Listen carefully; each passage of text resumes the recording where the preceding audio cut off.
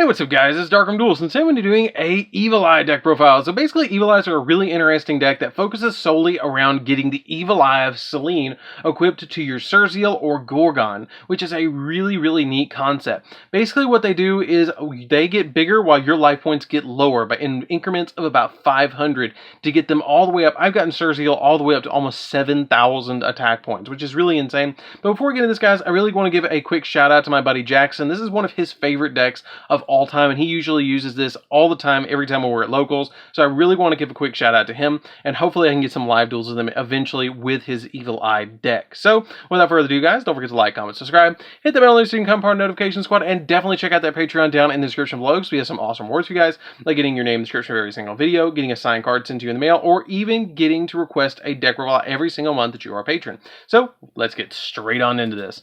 So first off, we're going to be playing 3 copies of Surzeal, Watcher of the Evil Eye. So Surzeal is essentially the searcher of the deck, because what Surzeal does is that he lets you add a Evil Eye card from your deck to your hand. I'll give you a hint, it's usually Evil Eye of Selene.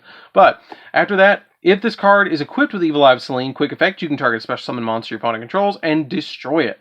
And then once per turn, during the next standby phase, after this effect was activated, you destroy a card you control, which some of your cards actually benefit off of being destroyed because they have different effects that give them boosts when they hit the graveyard. Like, for instance, your Pareidolia or the field spell, it lets you add a Evil Eye card from your graveyard to your hand, which is really cool. I like that ability that they also play in to destroy them, and it just really combos off. We played 2 copies of Medusa, Watcher of the Evil Eye. So basically they watch it together, I guess. So what this card does is when she's normal summoned, you get to target an Evil Eye card in your graveyard and add it back to your hand. And if this card equipped with Evil Eye of Selene, you can target one monster your opponent control, one monster in your opponent's graveyard and banish it. And then during the next standby phase after this card resolves, banish one card in your graveyard. Not that big of a deal. It's just something you kind of don't ever want to do all that much, so you just play her as a 2 of. We play 1 copy of Basilisk, Familiar of the Evil Eye. If you control an Evil Eye monster, you can special summon this card from your hand, and you can only special summon it once per turn this way, and then during your main phase, you can send an Evil Eye spell or trap from your deck to the graveyard. Kind of helpful, but you don't, getting the monster on the field helps you go into Gorgon, or even into your Link 3, which is why we play this card as a 1 of in here. We then play 1 copy of Catableeze. Catableeze is alright. Catableeze is probably the weakest of all the Evil Eye monsters in my opinion, because you have to target a Evil Eye spell or trap you control, or you can target 1 Evil Eye spell or trap you control, and once until the end of the turn, into the next turn, that card cannot be destroyed by your opponent's card effects. And if you control an Evil Eye monster other than Catableeze, when this card's in your graveyard, you can special summon it, but then banish it when it leaves the field. So I really like that card, but it's really kind of slow. So I play it as a 1 of just so I can have an extra Evil Eye monster in the deck. We then play 3 copies of Ash Blossom. Ash Blossom just helps us stop our opponent from doing all sorts of shenanigans. You can change this out for copies of Infinite Impermanence if you want to, or any hand trap that you particularly need in the deck. So that's it for the monsters, guys. Let's get into the spells. So for the spells, we're going to be playing 3 copies of Call by the Grave, because you really need that Evil Eye of Selene, so you want to search it off of your Surzeal every single time, and you also have the Evil Eye domain that you really want to search your cards off of, so you need that Call by the Grave to stop your opponent from doing all sorts of shenanigans against you, where you're stopping you from with a hand trap or something like that, so you banish the hand trap with Call by the Grave. 1 copy of Terraforming, because you really need the field spell, and you really need Surzeal.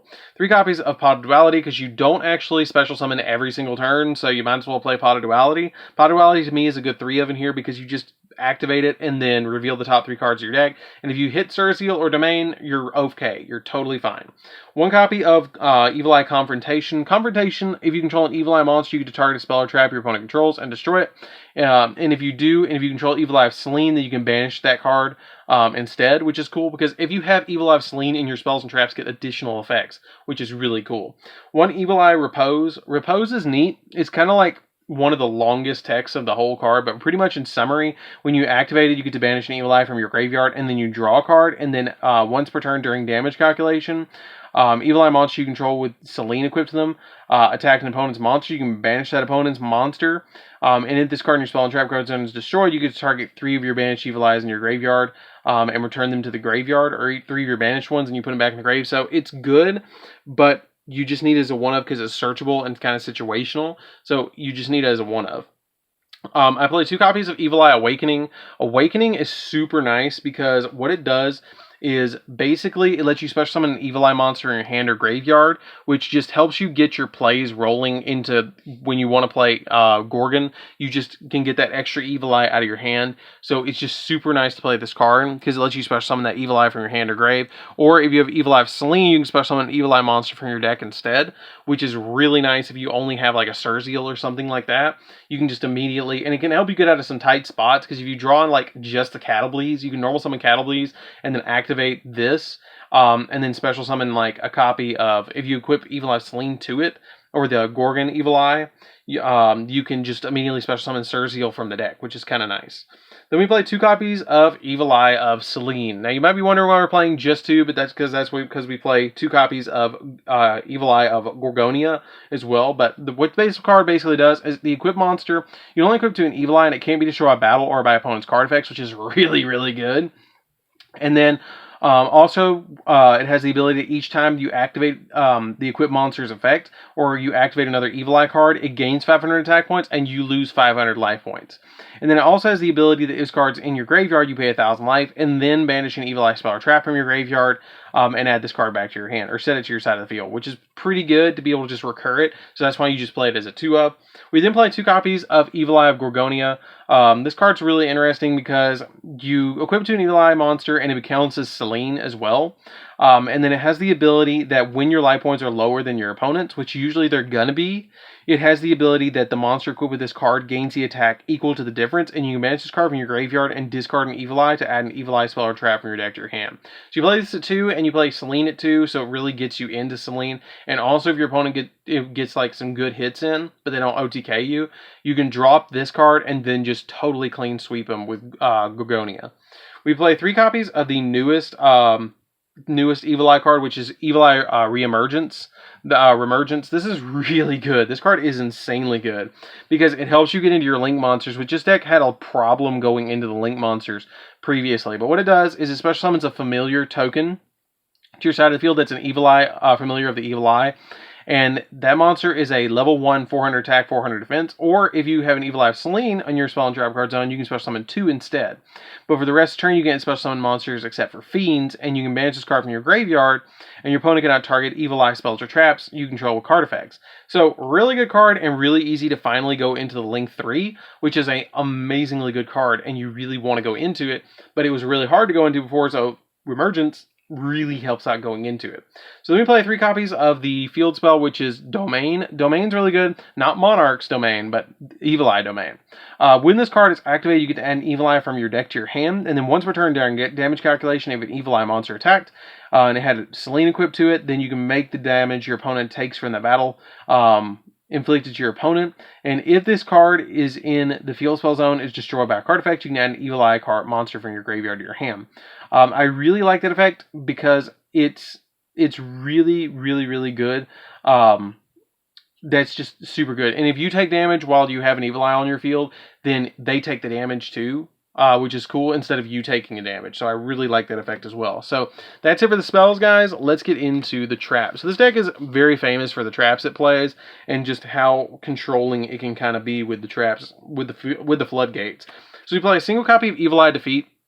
If you control an Evil Eye monster, you can target 1 monster on the field, or up to 2 instead, and then if Evil Eye and Selene is in your spell and trap card zone, returning them into the hand. So it's basically like compulsory evacuation device for 2, which is good.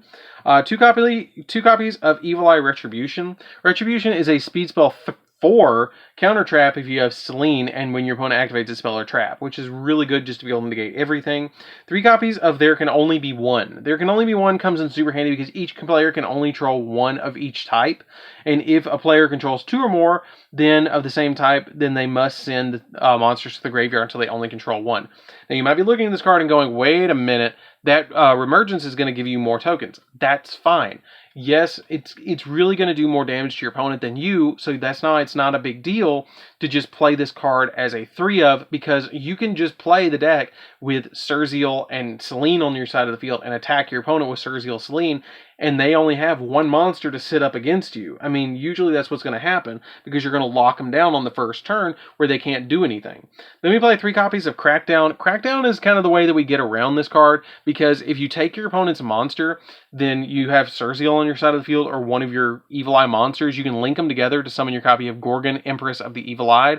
So that's something to really keep in mind, because the Crackdown's insane. The Crackdown is really good in this deck and really an underrated card that you really should play in this deck. So that's it for the main deck, guys. Let's get into the extra deck. So for the extra deck, we're playing 3 copies of Gorgon, the Empress of the Evil Eye. She is the best card in the extra deck because what she does is she's so easy to go into, because you get to target 2, you get to link her with 2 monsters, including an Evil Eye monster. So you can use Crackdown, you can use the tokens, you could normal summon Ash Blossom if you needed to, and go into this card. But what she also does is she gains 100 attack for each Evil Eye card with a different name in your graveyard. And if this card is equipped with an Evil Eye of Selene, then you can target an effect monster your opponent controls and negate its effects until the end phase of turn. And she also has the ability that once per turn, during the standby phase after this card resolves, destroy a monster this card points to. So if she points to an opponent's monster, you can pop that card too. Really helpful effect. I really like her effects, and she's a good 1900 beat stick. Then we play 1 copy of the Ruler of the Evil Eye.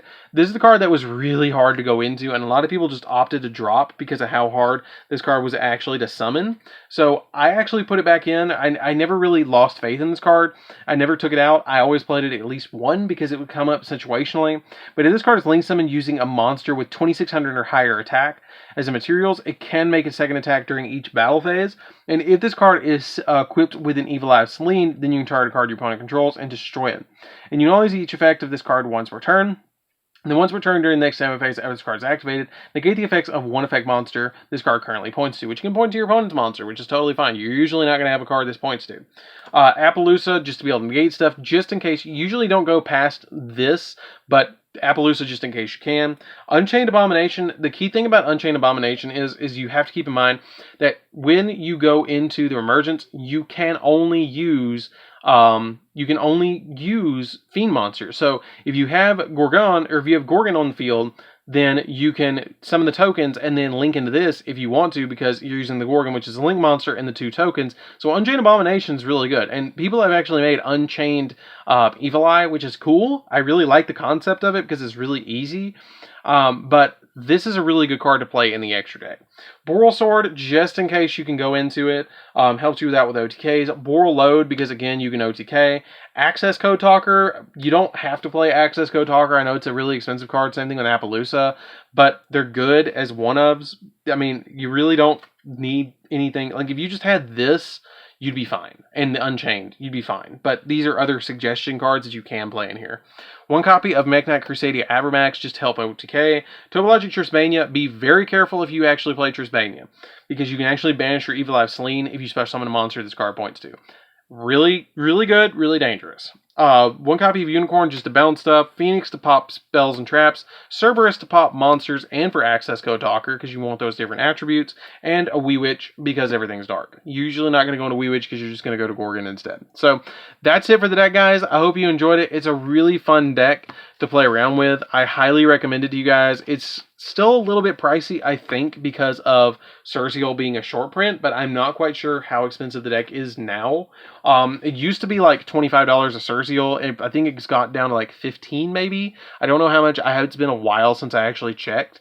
But it hasn't really been doing anything meta, but the rest of the main deck is pretty budget. So anyways, guys, this is DarkArmedDuelist. Don't forget to like, comment, subscribe, hit the bell next so you can become part of the notification squad, and definitely check out that Patreon down in the description, and I'll see you guys in the next video. See you later, guys.